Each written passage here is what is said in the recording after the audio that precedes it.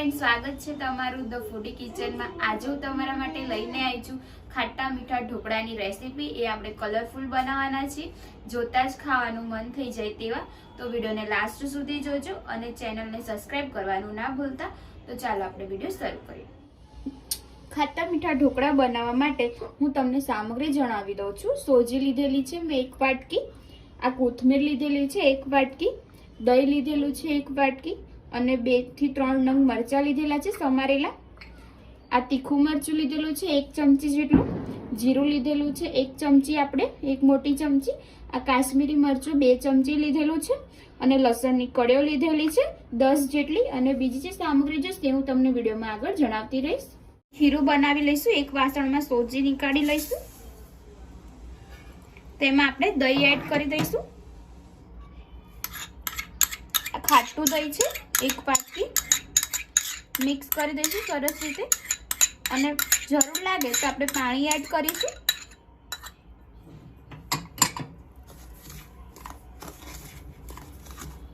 થોડું આપણે પાણી એડ કરીશું। આપણે બહુ જાડું નથી રાખવાનું એટલા માટે।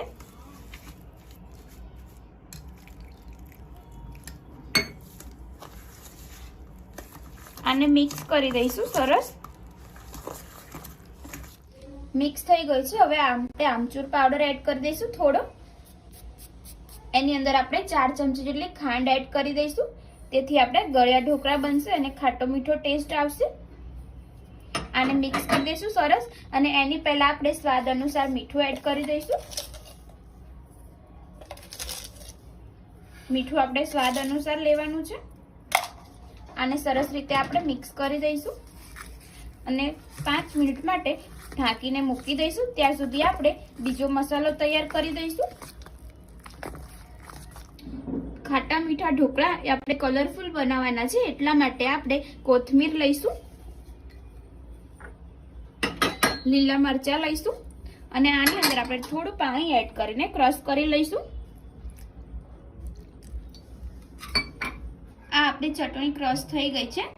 હવે આપણે જે પલાળેલું ખીરું છે એ લઈશું અને આના આપણે 2 ભાગ કરવાના છે। એની પહેલા આપણે થોડો સોડા એડ કરી દઈશું।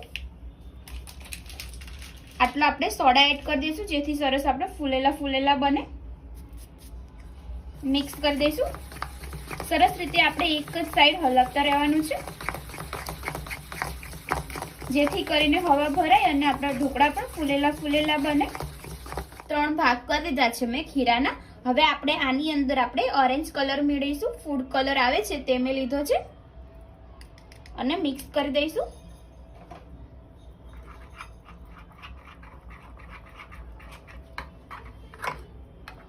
આને મિક્સ સરસ રીતે આપણે મિક્સ કરીને સાઈડમાં મૂકી દઈશું।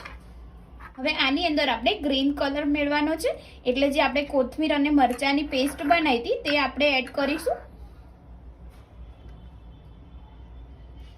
2 થી 3 ચમચી જેટલો આપણે એડ કરી દઈશું। આનાથી ટેસ્ટ પણ તીખો આવશે અને સરસ લાગશે ખાવામાં પણ।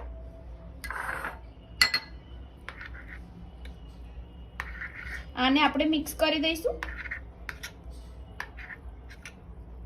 3 સરસ થઈ ગયો છે, આપણે કલર બની ગયા છે। 3 સરસ લાગે છે, તમે જોઈ શકો છો।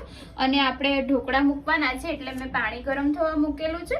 અને એક ડીશમાં આપણે પહેલા આપણે આ ઓરેન્જ કલર વાળું નાખીશું ખીરું। આમાં મેં તેલ લગાવી દીધેલું છે, આપણે ખીરું એડ કરી દઈશું।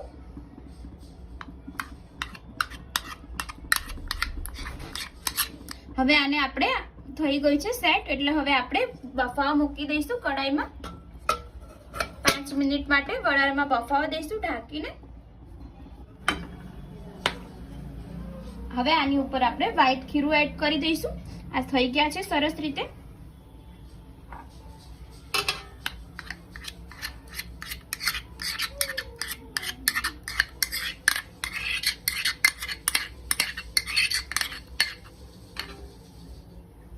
આપણે આ પાથરી દઈશું ખીરું।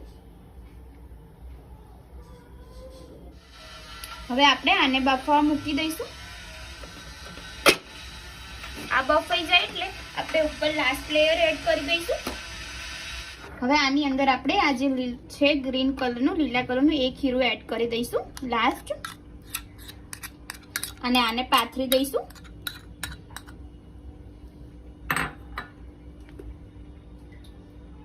અને આને 5 મિનિટ માટે વરાળથી બફાવા મૂકી દઈશું.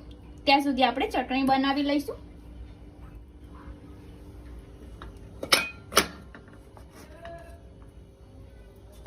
આપણે લસણની ચટણી બનાવવાની છે એટલે ખાણીમાં ખાંડી લઈશું લસણ.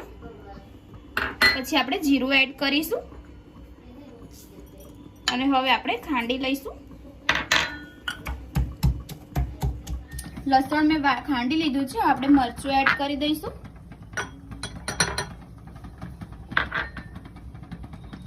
બંને મરચાં એડ કરીને થોડું આપણે સ્વાદ અનુસાર મીઠું લઈ લઈશું અને આને ખાંડી નાખીશું થોડું. અંદર આપણે થોડું પાણી એડ કરી દઈશું, 1 ચમચી જેટલું, અને મિક્સ કરી દઈશું. અને એક વાસણમાં નીકાળી લઈશું, વાટકીમાં. અને ઉપરથી આપણે થોડું તેલ એડ કરીશું. તમે વઘાર પણ કરી શકો છો. આપણા ઢોકળા તૈયાર થઈ ગયા છે અને ચટણી પણ બની ગઈ છે. હવે આપણે વઘાર કરી દઈશું. હવે આ જે આપણે વઘાર કરેલો છે, અંદર રાઈ નાખેલી છે, આપણે થોડું 1 ચમચી જેટલું તેલ લઈશું અને ચટણીમાં એડ કરી દઈશું. અને આની અંદર આપણે તલ એડ કરી દઈશું.